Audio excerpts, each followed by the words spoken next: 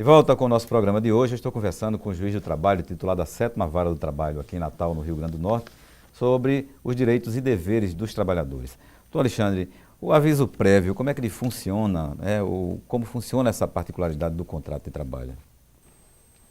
O contrato de trabalho celebrado por prazo indeterminado, né, ele não tem data prevista para se encerrar, né? Mas é facultado tanto ao patrão quanto ao empregado denunciar esse contrato, ou seja, pôr fim àquele contrato, se não for de interesse recíproco, mútuo, a continuidade dele, né? Então, sempre que o patrão ou o empregado resolver pôr fim a esse contrato, ele tem que pré-avisar a outra parte. Ou seja, o trabalhador também O trabalhador também tem a obrigação de pré-avisar o patrão do rompimento do contrato. E muitas vezes os trabalhadores pensam que somente o patrão ou a empresa é quem tem que comunicar que ele está de aviso prévio, né? Então, esse aviso prévio ele tem que ser de no mínimo 30 dias, né? Então, na hora que o empregador ele resolve pôr fim ao contrato de trabalho, ou seja, demitir o trabalhador, ele, por escrito, tem que comunicar previamente aquele rompimento. E aquele prazo de no mínimo 30 dias, ele pode ser trabalhado ou não, a critério do próprio patrão. Se ele resolver demitir e não permitir que o trabalhador trabalhe durante o prazo do aviso prévio, ele se obriga a pagar em dinheiro aquele prazo. Mas o empregado da mesma forma. O trabalhador, quando ele apresenta o aviso prévio, quando ele deixa o empregado de aviso prévio, ele remunera esse tempo de 30 dias, né? Exatamente. Ele trabalha normalmente. Agora, durante o período do aviso, ele pode ter uma redução do horário de trabalho, certo? Ou optar por não trabalhar durante 7 dias, os últimos 7 dias.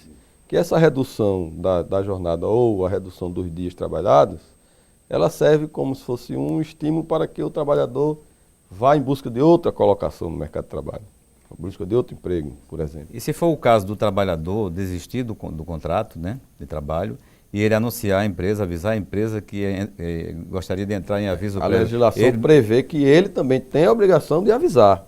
Isso. Pelo mesmo prazo. Mas se ele passa os 30 dias, mas também é remunerado nesses 30 dias? Também recebe, normalmente, a sua remuneração.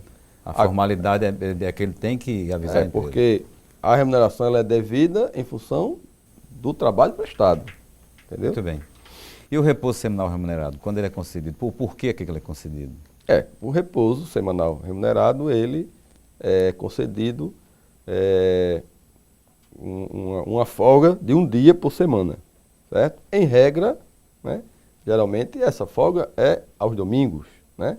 Mas existem algumas atividades que, pelo seu funcionamento, pela sua ininterruptibilidade, né? ou que é uma atividade ininterrupta, né? Não permite, às vezes, que essa folga recaia sempre aos domingos, né? Mas a legislação prevê que, pelo menos uma vez por mês, essa folga ocorra em dia de domingo. Então, o trabalhador, a cada 5 dias de trabalho, ele tem direito a gozar um dia de folga. Agora, se ele faltar ao trabalho injustificadamente durante a semana, ele perde o dia da folga e ainda sofre o desconto na sua remuneração daquele dia que ele não trabalhou. Muito bem. Doutor Alexandre, sobre a estabilidade do emprego, as mulheres têm direito à estabilidade do emprego quando elas estão gestantes, né, sem prejuízo do emprego e do salário. O que é que diz a lei com relação a isso? A estabilidade no emprego é um instituto criado pela legislação e alçado até a nível constitucional para proteger um determinado bem jurídico, né? Então, são várias as espécies de estabilidade, né? A estabilidade do membro eleito da CIPA, que é a Comissão de Prevenção de Acidentes, a estabilidade do empregado que sofre um acidente de trabalho, né? A estabilidade do dirigente sindical, né? A estabilidade da empregada gestante. É importante que não se confunda licença maternidade com direito à estabilidade. A licença maternidade é uma licença que a empregada, né, goza quando a criança nasce, quando ela dá à luz ao filho. Por um período de... Por um período de 120 dias. Né? E a estabilidade já é uma garantia de que aquela empregada, quando gestante, enquanto gestante, e após o nascimento da criança, até 5 meses depois do parto, ela não pode ser demitida sem justa causa. Entendeu? Então, a demissão, ela não pode ocorrer sem justa causa. Mas, se ocorrer uma das justas causas previstas na lei, mesmo o empregado portador de uma estabilidade, ele pode ser demitido.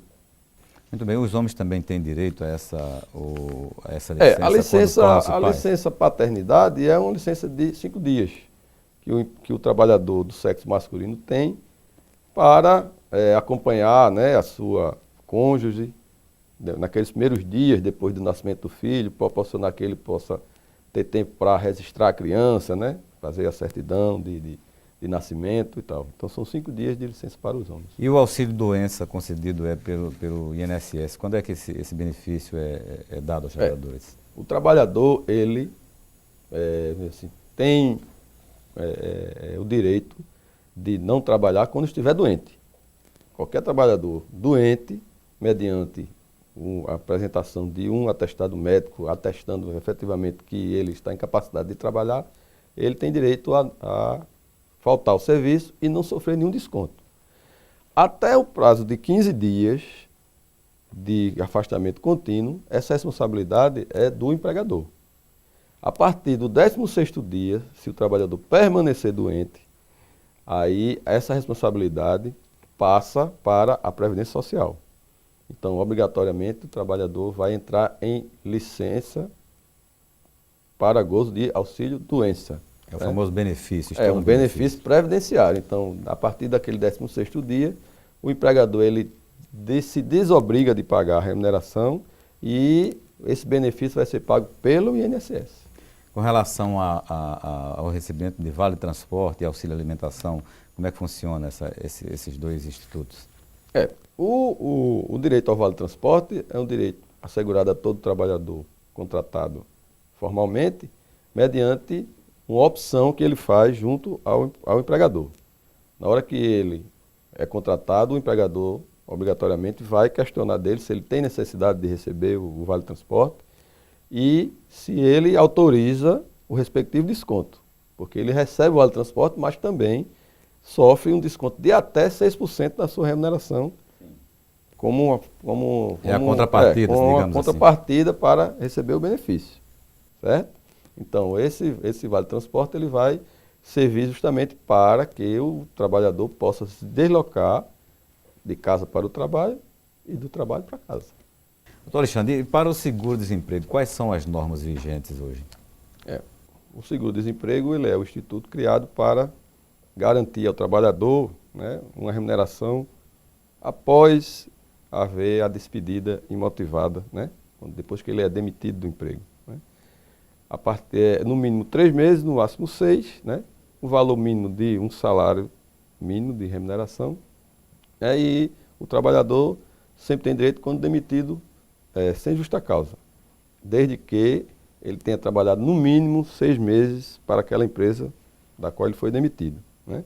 E não tenha gozado desse mesmo benefício nos 12 meses anteriores à contratação dele. Então, esse benefício ele dá ao trabalhador uma sobrevida, né, após o contrato de trabalho, rescindido por iniciativa do patrão, sem justa causa, até que ele consiga uma nova colocação no mercado de trabalho, ou consiga um novo emprego, né, em outra empresa.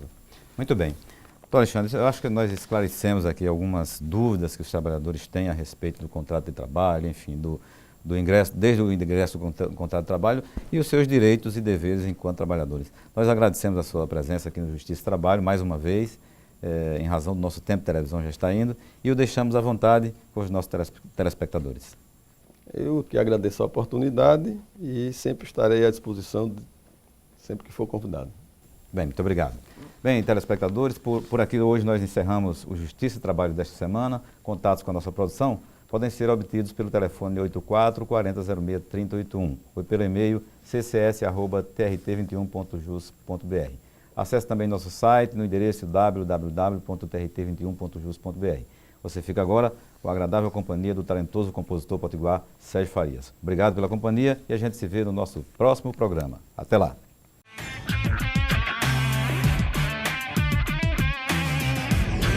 Bom, eu nasci no Rio de Janeiro, eu sou filho de um pai militar, né? Família de militar sempre é um pouquinho diferente, a gente viaja bastante. Cresci assim, num ambiente assim, muito musical, minha família toda sempre tinha irmãos, né, que tocavam instrumentos, papai também tocava.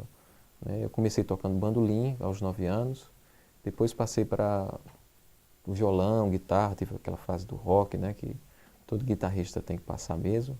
Estudei aqui um pouco em Natal, fiz um curso com o Manoca, né, o Manoca Barreto, e depois fui fazer uns cursos no Rio. Bom, no Rio de Janeiro eu fui acolhido um pouco pelo pessoal do MPB4, do quarteto em si, que forma um pouco uma família. Eu acabei tocando com o Miltinho, formando um duo, né, um duo com ele, e comecei pouco a pouco a conhecer outros artistas, né, eu era jovem também. Eu acabei tocando com o Carol Saboia, tive uma experiência com o Hermínio Belo de Carvalho, que a gente acabou compondo uma música junto, com o Rio do Hora também, que acabou participando do meu primeiro disco. Né. O primeiro disco, né, já quem está falando do Rio de Janeiro, foi gravado no Rio, em 1993.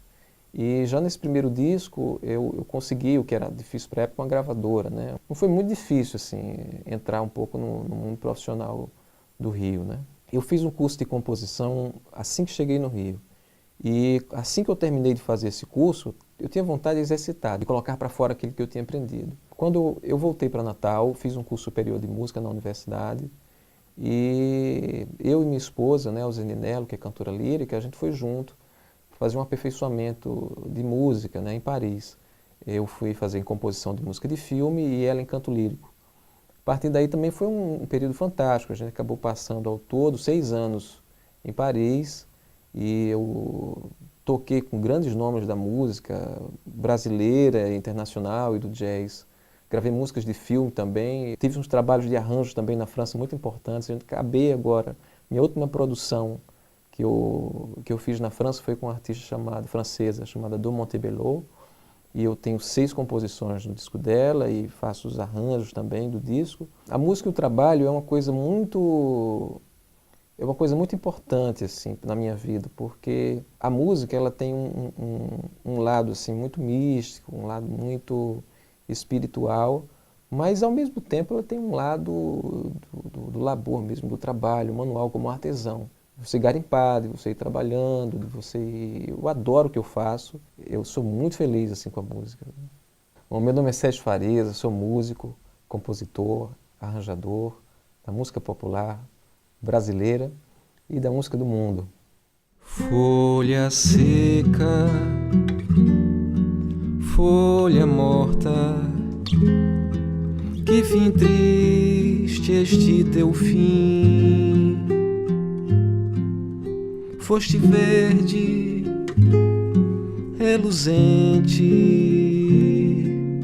aos raios do sol ardente. Por que voas hoje assim?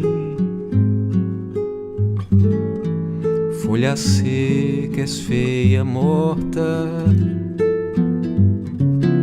abrigada ao chão, ao léu, pelos charcos, nos monturos, para além dos velhos muros, nas estradas se perdeu.